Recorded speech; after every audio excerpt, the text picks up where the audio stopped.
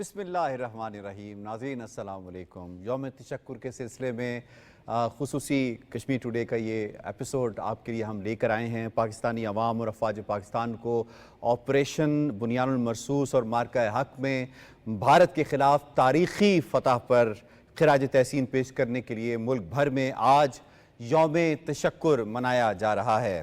دن کا آغاز مساجد میں قرآن خوانی اور خصوصی دعاؤں سے ہوا۔ یوم تشکر کے موقع پر وفاقی دارالحکومت میں 31 اور صوبائی دارالحکومتوں میں 21 توپوں کی سلامی دی گئی۔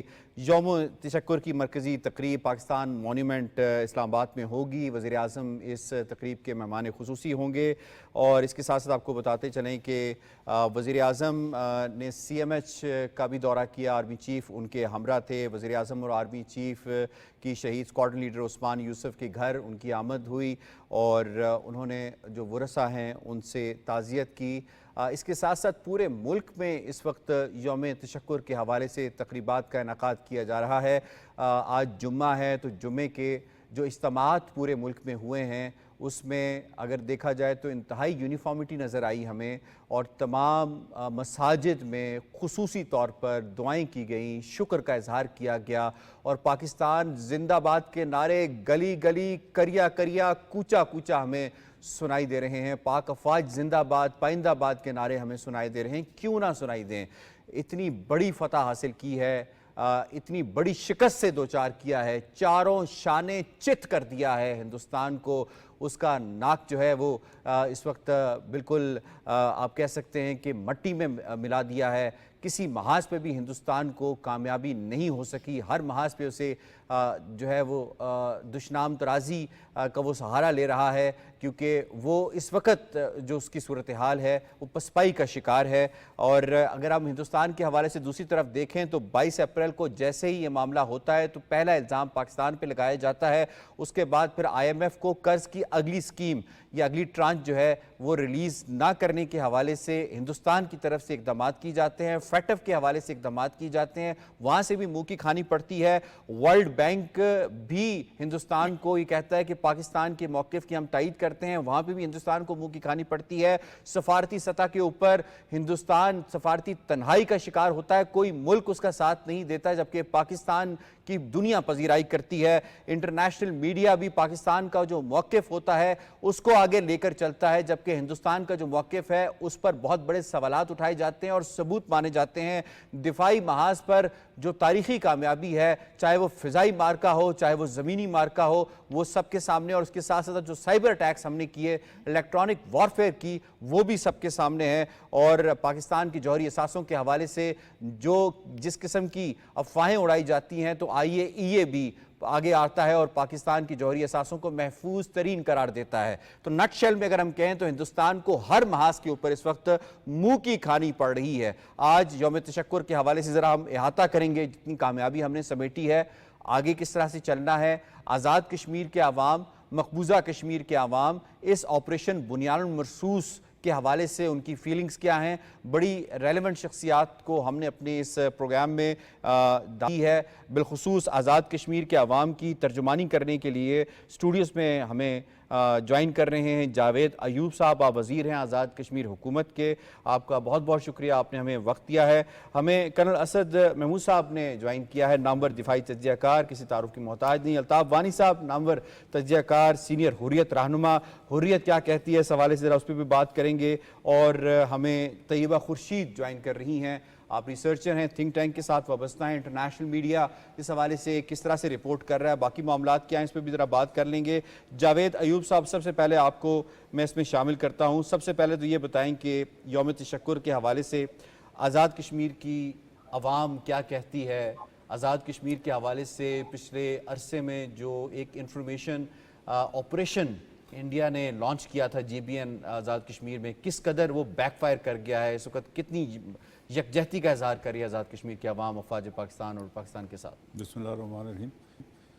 سب سے پہلے تو میں آپ پی ٹی وی کی توسط سے اپنے پوری پاکستانی قوم، کشمیری قوم اور خاص کر اپنے مسلح افواج کو مبارکباد پیش کرتا ہوں کہ انہوں نے وہ जिस तरह आपने इंट्रो में कहा, उनका घमंड, उनका गुरूर मिट्टी में मिला दिया भारत का। और भारत जो एक जारे और गासिब का जो उसका किरदार है हमेशा से, उसने फिर उसी को दोहराने की कोशिश की, और जब उसको मुंह की खानी पड़ी तो लामला इसमें ये जो जंग है, ये पूरी कौम इसमें मुतहद और मुत्तफिक थी। आज़ाद कश्मीर बिलखुसूस भिंबर से लेकर ताओबट तक इस अरसा में भी मुझे LOC पे जाने का मौका मिला। अच्छा। तो वहाँ पे भी लोगों के जो जज्बात थे वो दीदनी थे। कतन कोई शायबा तक नहीं था, कहीं पे खौफ था, ना कोई हरासमेंट थी। लोग रैलियाँ निकाल रहे थे, लोग मुसल्लह अफवाज पाकिस्तान के साथ यकजहती का इजहार कर रहे थे। ये मैं उसकी बात कर रहा हूँ 6-7 की रात से पहले की जो सूरत थी।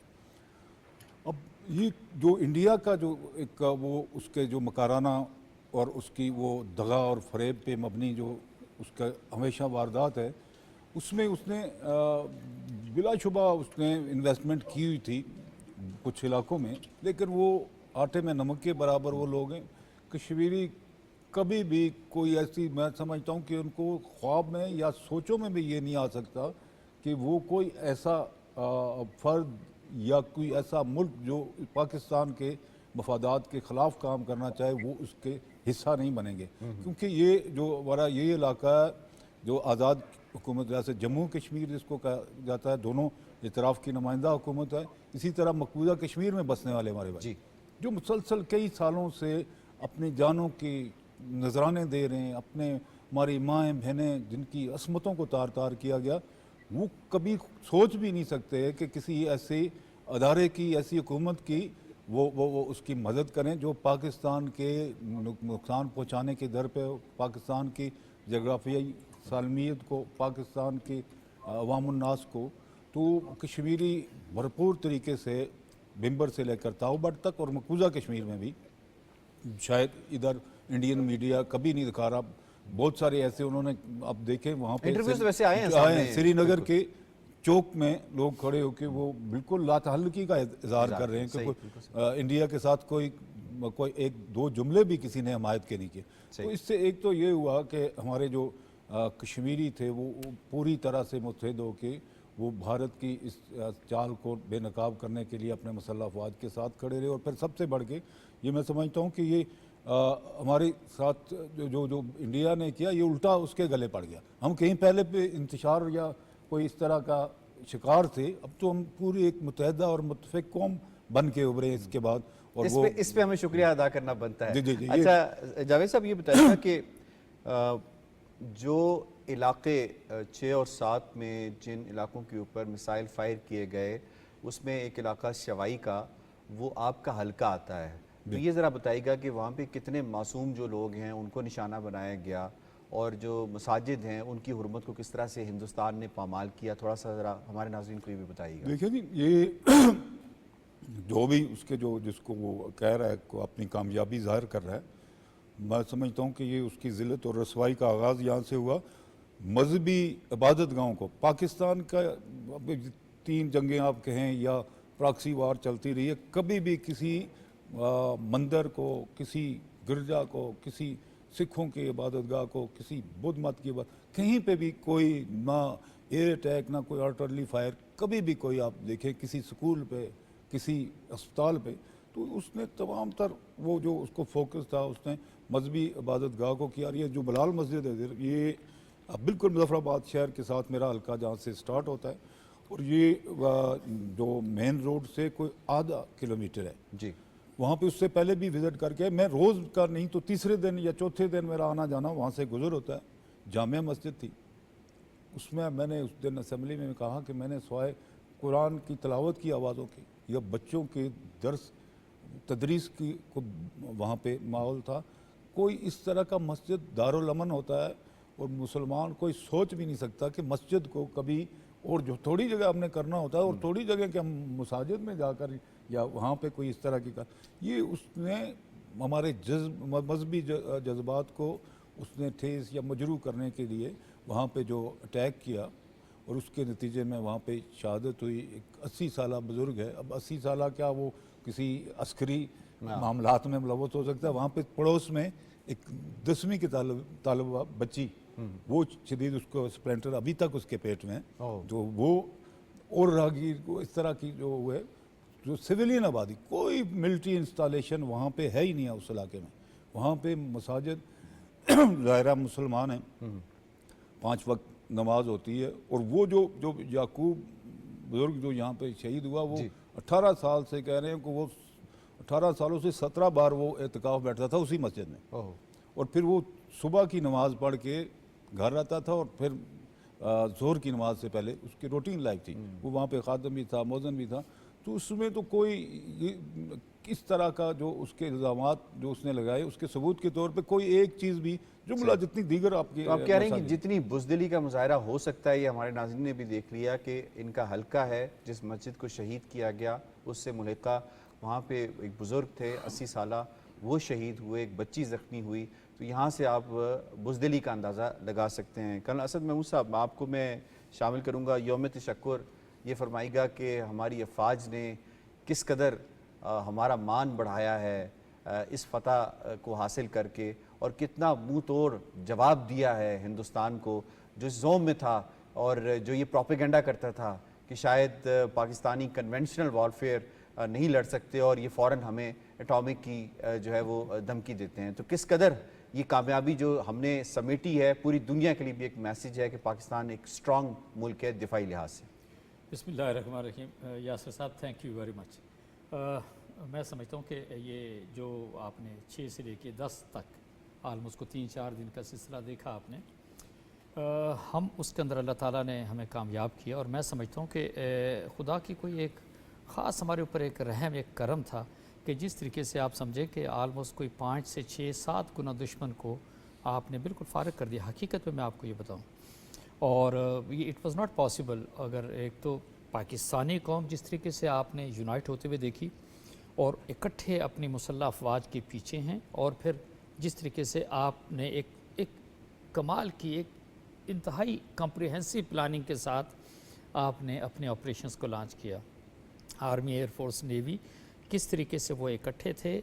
और जिसको कहते हैं ना, एक सीसा पलाई दीवार तो बन ही गए ना, ऑपरेशन बिनान मरसूस की बात आप करें, लेकिन उसी से हट के देखें कि अब कमाल का कॉम्बिनेशन 3.5 पौने 4 या 4 घंटे का था कि जिस तरीके से आपने वहाँ पर मिज़ाइलों की बारिश की 26 मकामात के ऊपर। यानी आप देखें, इससे पहले सारी चीज़ें रजिस्टर कर चुके थे। मैं एक और चीज़ भी आपसे कहूँगा, समथिंग जब 5 मई की अगर बात करें, 6 मई की बात करें, तो पाकिस्तान के अंदर इंडिया एक तरफ तैयारी कर रहा था एंड ओवरऑल हम उसी तरह छोटे छोटे मामलात के अंदर उलझे हुए थे। चाहे आप पॉलिटिक्स की बात करते हैं, और ऐसा लगता था कि एक डिसइंटीग्रेटेड सोसाइटी है ये बेसिकली। ये तो हम सोसाइटी की या मुल्क की बात कर रहे हैं, लेकिन आपकी जो मुसल्लह फ़ौज थी वो हर वक्त तैयार थी कि वो किसी सूरत भी कोई मतलब इंडिया को ऐसा नहीं था कि वो रन ओवर कर देने के लिए तैयार थी, दे वर एब्सोल्युटली रेडी। लेकिन आप ये देखें कि उसी रात यानी 6 और 7 की रात में जो कुछ हुआ, तो आप ये देखें इंडिया ने क्या किया, उन्होंने मिसाइल फायर किए और किस पे, सिविल एरिया के अंदर, और मतलब 6-7 उन्होंने टारगेट्स को किया, जैसे सरदार साहब ने बताया। जी बिल्कुल ऐसे ही है। अच्छा, और फिर आपने जब अपनी एयरफोर्स को आप हरकत में लेकर आए और जिस तरह आपने उनके, यानी आप सोचें, कभी आप सोच सकते हैं कि रफ़ाल जहाज़ जिस तरीके से आपने उनके गिराए, और ये जो फ्रांस था ये उसका दुनिया के अंदर ये 9th बजट रखने वाला मुल्क है। एक और मैं इंटरेस्टिंग बात भी आपसे बताऊं, दुनिया में जितने ममालिक हैं, 25 की मैं बात करूं, जो सबसे ज़्यादा अखराजात करते हैं डिफेंस के ऊपर, उसमें पाकिस्तान तो कहीं आता ही नहीं है, यानी उससे नीचे है। तो आपने क्या किया, इंडिया का नंबर 4था है, चौथे मुल्क को आपने फारिग किया। 17 नंबर पे इजराइल है, 9 नंबर पे फ्रांस है। इनके वेपन्स इक्विपमेंट इस्तेमाल हुए and C actually what happened with them. मकसद जो मैं आपसे कहना चाहता हूँ ये है वो कमाल दर्जे की प्लानिंग, आपके अपने ट्रूप्स, आपके अपने ऑफिसर्स, और फिर उनको जो लीड कर रहे हैं, चाहे हम चीफ ऑफ आर्मी स्टाफ को जिस तरीके से लेते हैं, एयरफोर्स चीफ की बात करें, नेवल चीफ की बात करें, आई से इट्स इज कमेंडेबल जिस तरीके से वो एक बिल्कुल आप कहते हैं कि एक कोऑर्डिनेटेड तरीके से, एक कम्प्रीहेंसिव तरीके से आपने ऑपरेशंस को लॉन्च किया बिल्कुल सुकून के साथ। और आप यकीन माने हम सारी आलमोस्ट जाग रहे थे उस रात को, तो जिस तरीके से उन्होंने मिसाइल फायर किए, जिस तकरीबन कोई 4-4:15 बजे का टाइम था, और आपने अपना काम 4:30 बजे शुरू किया, 3:30 7:30 पौने 8 बजे ये ख़त्म किया। तो उसी के साथ आप कह सकते हैं कि वो जो इंडियन हेजमनी, इंडियन सुपरमेसी, उनके जो प्लानिंग थी आपने उसको भी मलिया मेट कर दिया। सही। अगर आपको याद हो जब ये सारा सिलसिला चल रहा था तो ऐसा लगता था कि इंडिया ने 99% तो विक्ट्री अचीव कर ली है, अब सिर्फ उन्होंने एग्जीक्यूशन करनी है और हर चीज़ वो ठीक हो जाएगी। बट एक्चुअली ऐसा हुआ नहीं।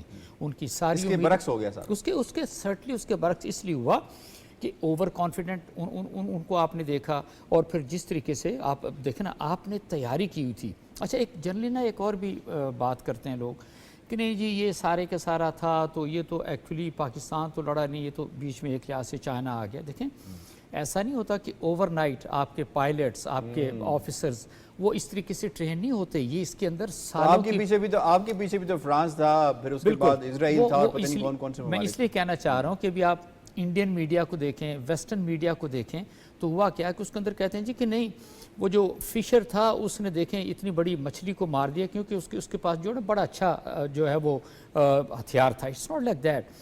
वो हथियार इस्तेमाल किस तरीके से हुआ, that is something very important. Man behind the gun. Exactly. और दूसरी चीज़ मैं आपसे बताऊं, आपने इस पूरे ऑपरेशन के अंदर जो भी सिस्टम था, यानी अगर सैटेलाइट का कहते हैं जिसके अंदर अमेरिका की इन्वॉल्वमेंट होती थी, आपने उन सारी चीज़ों से अपने आप को अलहदा कर लिया था।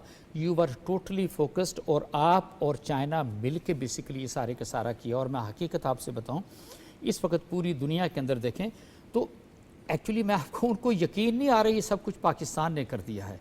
और ये ऐसा हुआ है, why it is so, because आपके जो कमांडर्स हैं, उनको कमांडर्स को फिर लीड करने वाले जो चीफ्स हैं, आई से commendable, they were totally focused. आप एयर चीफ को देखें जिस तरीके से वो उन्होंने मूव किया, अपने ट्रुप्स को मूव किया, अपने जहाज़ों को मूव किया।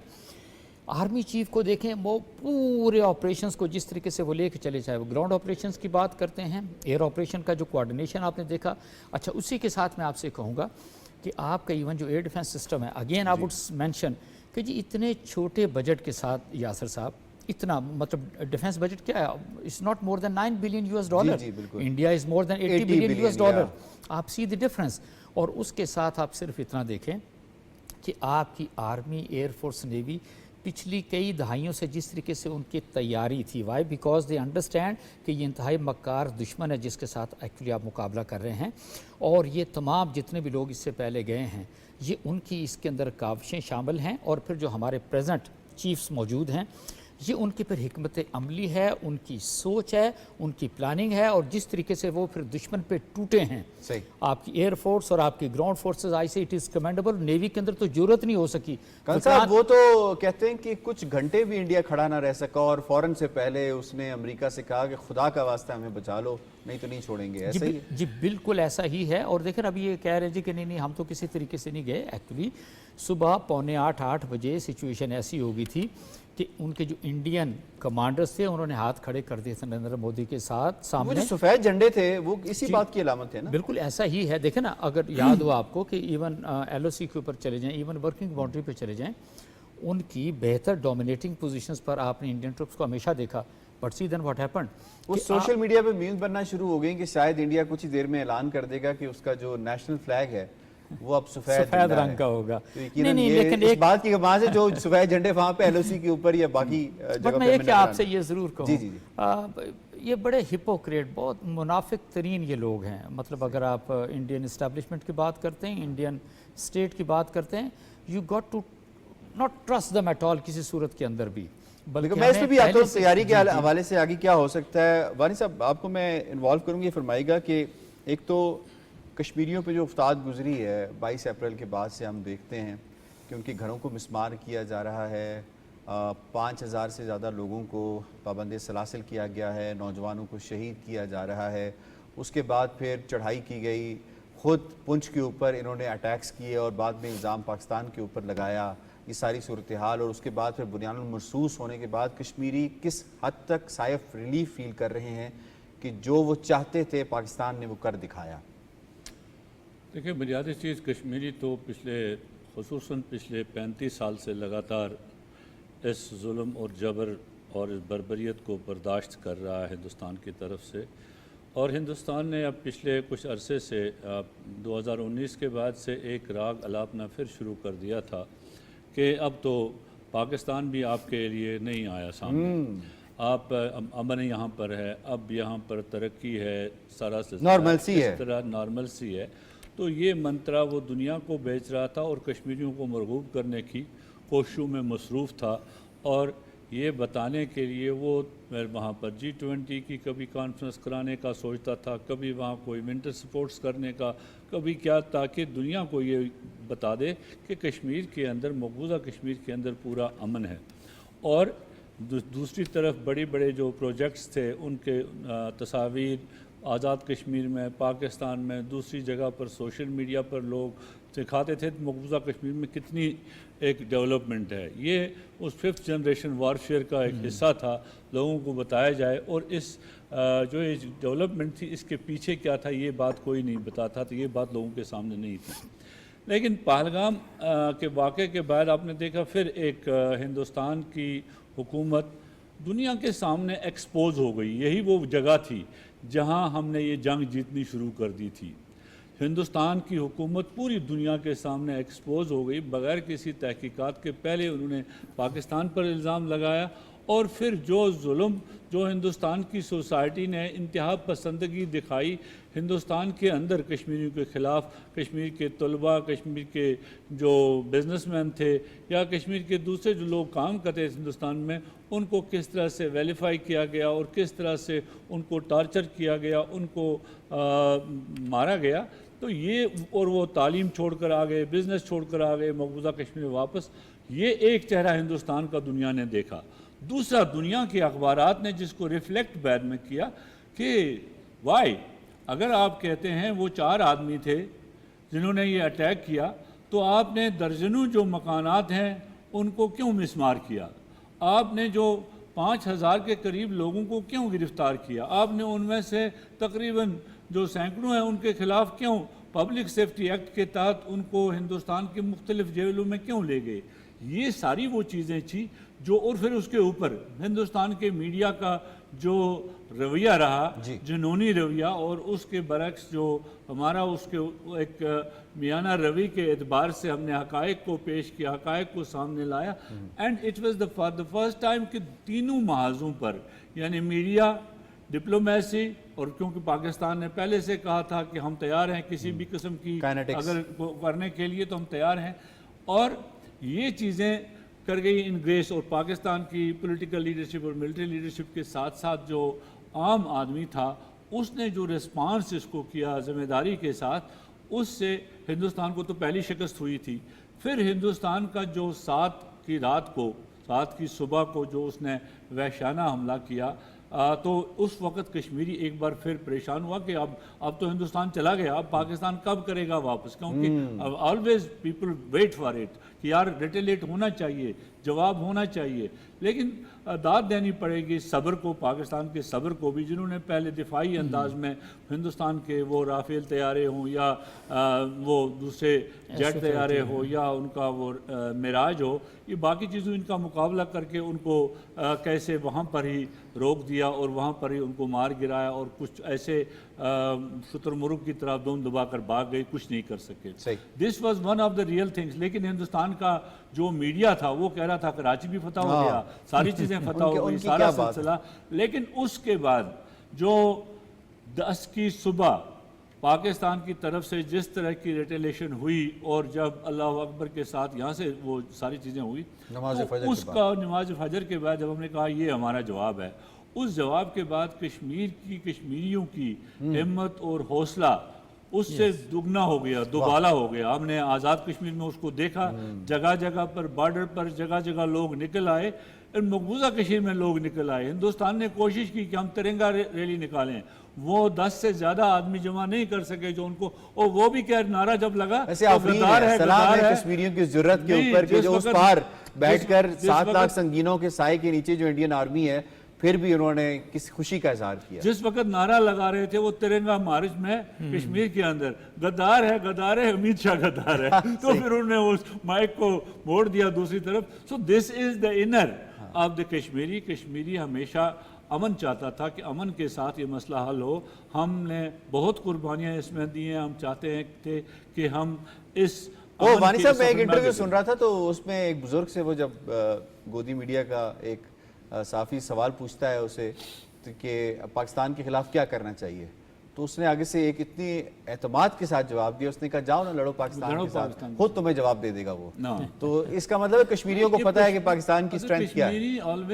کشمیری کو آلویز اگر آپ دیکھیں نا پچھلے 77 سال سے جس بنیاد پر ایک بہت بڑے دشمن کے خلاف یہ جنگ لڑ رہا ہے، ایک بہت بڑے دشمن کے خلاف ہو رہا ہے، اور جس کو ابھی تک دنیا کی ایک سپر پاور اس کی الائی تھی، اس کی اسٹریٹجک پارٹنر تھی، سارا سلسلہ تھا، لیکن ایسی ہزیمت پہلی دفعہ اٹھانی پڑی کہ اب سپر اس اسٹریٹجک الائی کے سامنے بھی منہ چھپا کر عام آپ نے نکتہ اٹھایا. میں اس میں طیبہ خورشید آپ کو انوالو کروں گا. یہ بتائیے گا یہ جو معاملہ ہوا ہے 88 سے 90 گھنٹے کا، 4 دنوں کا، اس کے اندر جو ڈائنامکس اس خطے کی تبدیل ہوئی ہیں، کس قدر دنیا کا جو موقر تھنک ٹینکس ہیں اور دنیا کا جو میڈیا ہے وہ کیا کہتا ہے کہ علاقائی جو ڈائنامکس ہیں، جو اسٹریٹجک پارٹنر جس کی طرف اشارہ کیا وانی صاحب نے کہ اس کو بنایا جا رہا تھا، کس قدر اب وہ معاملہ امریکہ کے سامنے بھی کھل کر سامنے آیا کہ اس کے اندر تو کیپیسٹی نہیں ہے کہ اس کو اسٹریٹجک پارٹنر بنایا جا سکے. یور ٹیک آن اٹ، دنیا نے کس طرح سے لیا ہے اس کو؟ جی thank you so much Yasir for having me on the show. اور جیسا کہ ہم نے دیکھا کہ اس تمام کشمیر کرائسس اس کو میں کہوں گی، جس میں starting from Pahalgam incident to operation Sindoor جو انڈیا نے لانچ کیا، اور اس کے جواب میں جو پاکستان نے آپریشن لانچ کیا اور اس میں کامیابی حاصل کی، اس کو دنیا نے جو ہے وہ بہت پازیٹیولی، پاکستان کے لیے یہ بہت پازیٹیو اور ون ون سچویشن تھی، کیونکہ انٹرنیشنل میڈیا نے بھی جو پاکستان کے کلیمز تھے ان کو جو ہے وہ ان کے بارے میں لکھا اور ان کی تائید بھی کی. اور انڈین میڈیا اور جو پروپیگنڈا انڈین کی طرف سے آ رہا تھا کہ انہیں ہمارے جو ہے وہ ہمارے فائٹر جیٹس کو گرا دیا ہے، ان تمام کو جو ہے وہ انٹرنیشنل میڈیا نے تھرو سیٹلائٹ امیجری کے تھرو یہ پروف کیا کہ جو انڈین کلیمز ہیں وہ غلط ہیں. اور باقی جو یہ خطہ ہے اس کے ڈائنامکس جو ہے وہ بہت چینج ہوئے. سب سے امپورٹنٹ مجھے لگتا ہے جو ہمارے لیے کیس ہوا، کیونکہ جیسے D G I S P R نے اپنی پریس کانفرنس میں دکھا تھا کہ انڈیا جو ہے وہ کوشش کر رہا ہے کہ کشمیر جو ایک انٹرنیشنلی ڈسپیوٹڈ ٹیریٹری ہے اس کو انٹرنلائز کرنے کی کوشش کر رہا ہے، اور وہ یونیلیٹرلی جو ہے وہ ڈیسیژنز لے رہا ہے ریگارڈنگ کشمیر. لیکن اس انسیڈنٹ کے بعد جو سب سے ہمارے لیے ون ون سچویشن ہوئی کہ یہ کشمیر ایشو جو ہے وہ انٹرنیشنلائز ہوا. اور ایون آپ نے دیکھا کہ ٹرمپ جو ہیں ان کی اسٹیٹمنٹ میں بھی انہوں نے کہا کشمیر کو ایز این کنسرننگ ایشو کہا، اور اس ایشو کی طرف اشارہ کیا کہ یہ اس کی ریزولوشن جو ہے وہ بہت امپورٹنٹ ہے for the long term stability اور پیس جو ہے اس ساؤتھ ایشین ریجن کا، اس خطے کا. اس کے ساتھ ساتھ ہم یہ بھی دیکھتے ہیں کہ جو انڈیا کی ہیجمونک ڈیزائن تھے یا جو وہ اپنے نیبرز کو بلی کرتا تھا اور اپنی کنونشنل ملٹری سپیریورٹی کو جو ہے وہ پورٹری کرتا تھا دنیا کے سامنے ریجن میں، وہ ان کا غرور بھی خاص میں ملا اور اس کو انٹرنیشنل میڈیا نے بھی دیکھا. اور لٹرلی اگر آپ انٹرنیشنل میڈیا کی کوریج کو دیکھیں تو ان میں بہت وہ سب بھی حیران ہیں کہ ایک کنونشنل ایسیمیٹری کے باوجود، پاکستان کی اتنی محدود جو ہے وہ دفاعی بجٹ، ان تمام چیزوں کے باوجود پاکستان نے اتنا ایک ملٹی ڈومین رسپانس کیسے انڈیا کو دیا. آپ دیکھیں کہ ہم نے نہ صرف ان کے ریڈارز کو جیم کیا، ہم نے سائبر اٹیکس کیے، ہم نے ان کی ڈیفنس سسٹمز کو تباہ کیا. مطلب یہ ملٹی ڈومین آپریشن تھا، اور ہماری افواج پاکستان کی انٹر آپریٹیبلٹی کو بھی یہ واضح کرتا ہے. اور دنیا نے کہا کہ اب جو ہے یہ ایک کیس اسٹڈی کے طور پہ اسٹڈی کیا جائے گا اس کرائسس کو کہ کیسے ایک کنونشنلی جو ہے وہ ایسیمیٹری کے باوجود ایک Indian superior military air force سطح پہ ہندوستان کتنی تنہائی کا شکار ہو گیا ہے، اس پر دنیا کا موقف جو ہے وہ کتنا کھل کر سامنے آ گیا ہے. بالکل آپ دیکھیں کہ 2022 میں اگر ہم یونائٹڈ اسٹیٹ کی پالیسی دیکھیں نا، انٹیگریٹڈ ڈیٹرنس کی اسٹریٹجی انہوں نے اپنائی تھی، اور وہ کہہ رہے تھے کہ انڈیا جو ہے اس کو ہم ایک نیٹ سیکیورٹی پرووائڈر کا رول دیں گے ساؤتھ ایشیا میں، جس میں وہ چائنا کی کنٹینمنٹ میں ان کی مدد کرے گا. لیکن انڈیا کی جو ٹیکٹیکل تمام چیزیں ہیں، ٹیکنیکل ویکنیسز ہیں، وہ دنیا کے سامنے آئی ہیں، اور ہمیں جو انڈیا اور یونائٹڈ اسٹیٹس کا جو ایک اسٹریٹجک بانڈ ہے وہ بھی ہمیں کم ہوتا ہوا نظر آتا ہے. اور ہم یہ بھی دیکھ رہے ہیں کہ کیونکہ انڈیا اور یونائٹڈ اسٹیٹس نے کافی ایک دوسرے کے ساتھ معاہدے کیے ہیں جہاں پہ انڈیا کو United States F-35 stealth jets بھی دینے جا رہا ہے فیوچر میں. تو ان تمام چیزوں میں اب پوائنٹ آ گیا. میں سردار صاحب کو اس میں انوالو کروں. سردار صاحب ایک تو ذرا قیادت کی بصیرت کے حوالے سے بھی ذرا بتائیے گا کہ کس قدر ہماری سیاسی قیادت نے بصیرت کا اظہار کیا, اور دوسرا جو کشمیر تو خود اب انڈیا کے اس ایکٹ نے مزید انٹرنیشنلائز کر دیا ہے, جو پہلے کہا جاتا تھا بیک برنر پہ چلا گیا, تو ڈونٹ یو تھنک کہ اب تو یہ ہو گیا انٹرنیشنلائز؟ جی بالکل. ایک تو جو ہماری سیاسی قیادت ہے اس نے بڑی میچورٹی کا اظہار کیا, اور اس میں اب جو بھی اب لامل اسمبلی کی کارروائی سے لے کر میڈیا تک جس طرح ہمارے مختلف سیاسی جماعتوں کے زعماء نے گفتگو کی, اس سے اپوزیشن کا کردار بڑا اچھا رہا ہے.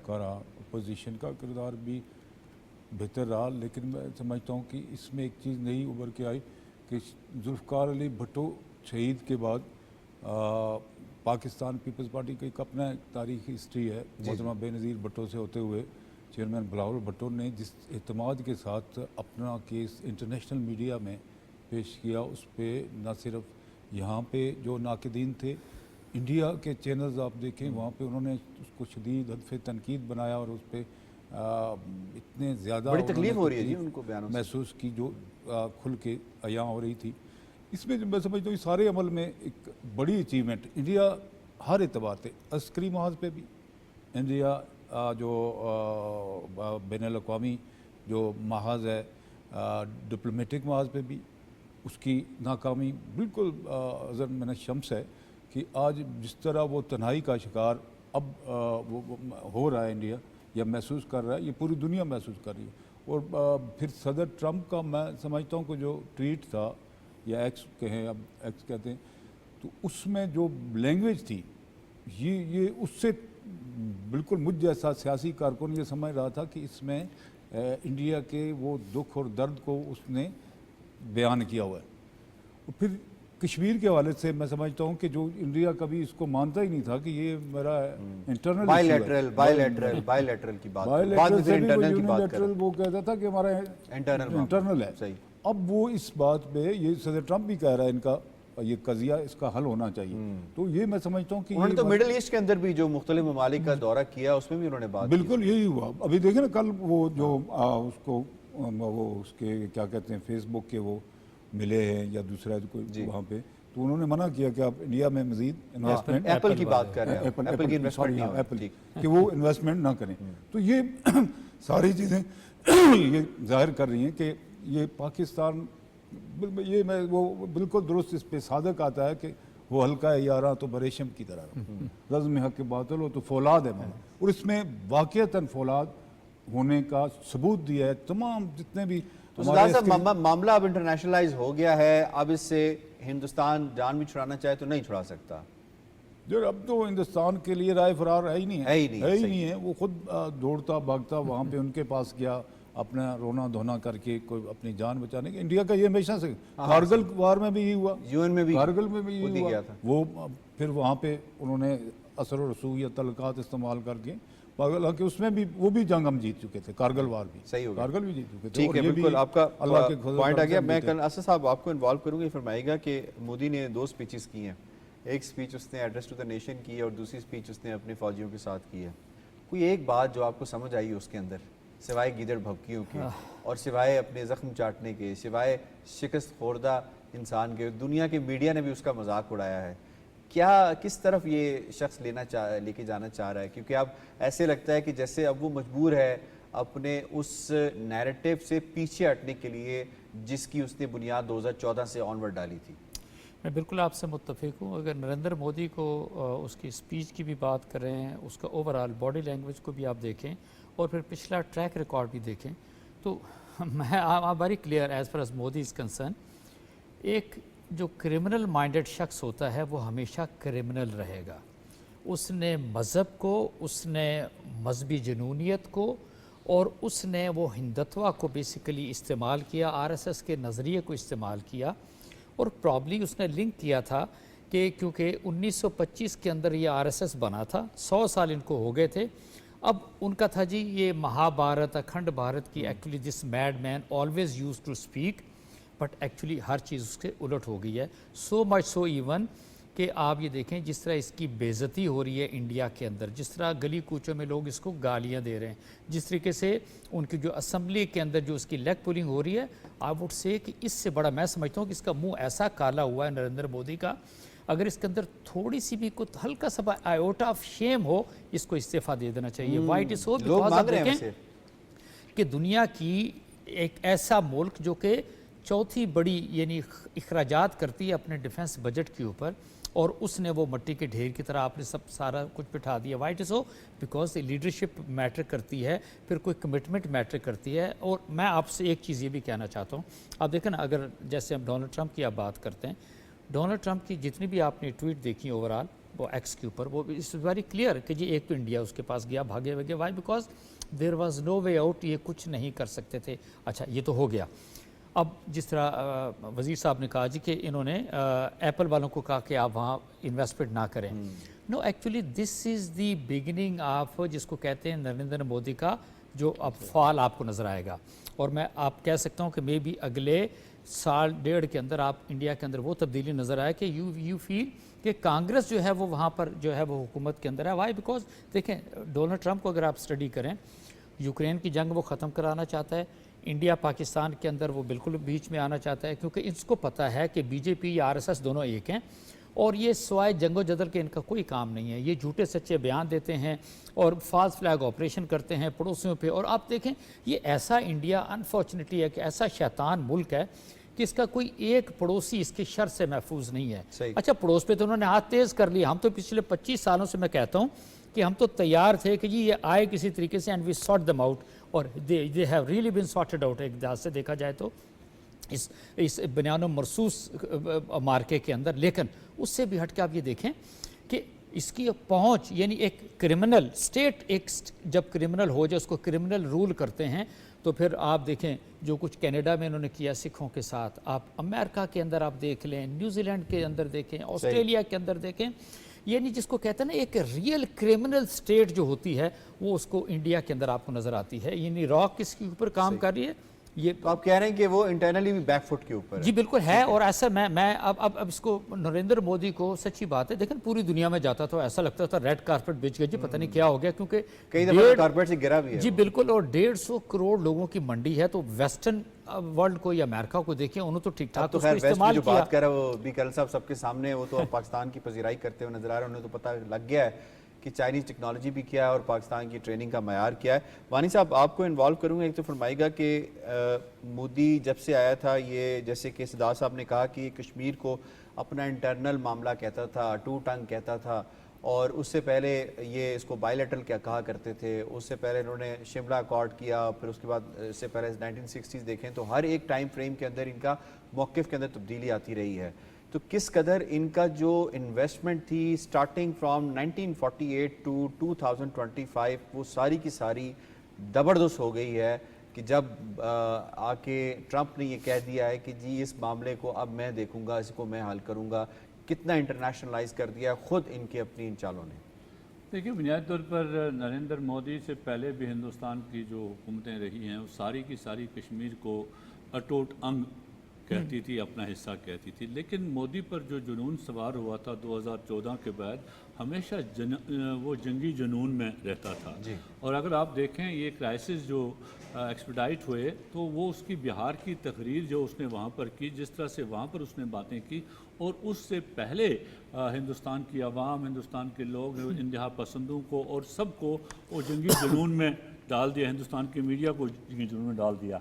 और गुरूर उनका यही था, जो उन्होंने फैलाया हुआ था, जो सारी चीज़ें थी। और जो शायद हमारे यहाँ भी कुछ दानिश्वर कई दफ़ा ये कहते थे कि हम कन्वेंशनल जंग नहीं लड़ सकते हैं तो फिर हम न्यूक्लियर पर जाएंगे अगर हम पर कन्वेंशनल वार थोपी। वो भी इनकी गलतफहमी। ये एक एनालिसिस जो लोगों की थी, اس انالیسس پر میرے خیال میں ہندوستان کی یہ خیال تھا کہ ہم جب یہ سب کچھ کر لیں گے اور اس کے بعد تو پھر پاکستان اپنی پہ آ جائے گا، سیدھا ہو جائے گا. لیکن ان کو آج پتہ چلا جب پاکستان نے اپنی دکھائی کہ وہ کنونشنل جنگ کس طرح سے لڑ سکتے ہیں، اس میں کتنی طاقت ہے اور کیا چیزیں. سب سے بڑی سبکی جو ہندوستان کے لیے، ایک تو نریندر مودی کے لیے سبکی یہ کہ اس کو شکست ہوئی، دوسری یہ کہ کشمیر انٹرنیشنلائز ہوا جو وہ نہیں چاہتا تھا، تیسری یہ کہ اس کا بیانیہ کہ پاکستان حملہ آور ہوا یا پاکستان نے پہلگام کرایا، اس کو کسی نے نہیں مانا. ابھی بھی وہ کہتے ہیں انویسٹیگیشن از انڈر چوتھی یہ سب سے بڑی یہ کہ دنیا کے تمام دفاعی ماہرین نے ہندوستان کی ٹریننگ تربیت پر سوال اٹھائے. انہوں نے کہا کہ رافیل تو جہاز ایسا ہے جس کو کوئی نہیں گرا سکتا ہے. تو اس کا مطلب ہے کہ ہندوستان کے جو یہ پائلٹ تھے ان کی تربیت میں فرق ہے، اور پاکستانی پائلٹوں کی اور پاکستانی فوج کی تربیت وانی صاحب، ہندوستان کے پائلٹوں کی تربیت میں بھی فرق ہے، ان کے سیاستدانوں کی تربیت میں بھی فرق ہے، ان کے سفارتکاروں کی تربیت میں بھی فرق ہے. وہ فرق کھل کے سامنے آ گیا ہے. آئی ہیو ٹو وائنڈ اپ. یقیناً اس سلسلے میں ہم ٹریبیوٹ پیش کرتے رہیں گے. جتنا ٹریبیوٹ پیش کریں اپنی افواج کو، اپنے ان سفارتکاروں کو، اپنے میڈیا کے محاذ کے اوپر، 5th جنریشن وارفیئر پہ لڑنے والوں کو، وہ کم ہے. اور اسی سلسلے میں ان شہداء کو جنہوں نے اس مارکے کے اپنی جان افرین کے حوالے کر دی، ان کو بھی یقیناً ہم ٹریبیوٹ پیش کرتے ہیں، کیونکہ انہوں نے اپنی سب سے پیاری چیز، اپنی جان، اپنی جو ہے وہ اللہ کے سپرد کر دی اس پاکستان کے لیے، اس وطن کی سلامتی کے لیے. فی الحال پروگرام سے اتنا ہی. اپنے تمام شرکاء کا شکریہ ادا کرتے ہوئے پروگرام سے آپ سے اجازت چاہتے ہیں. اللہ نگہبان.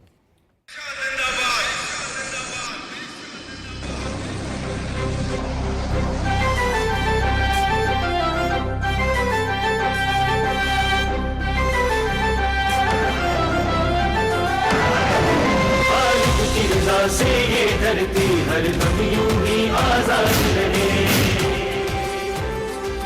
ہر تیر و جواں یک دل یک جان، ہر فرد یہاں دل شاد رہے. گونجے گی صدا ہر کون و مقام، دار زمانہ بولے گا. ہر کوچہ کریا میں ہر سو یہ نعرہ بس آباد رہے. ہمیشہ زندہ باد رہے.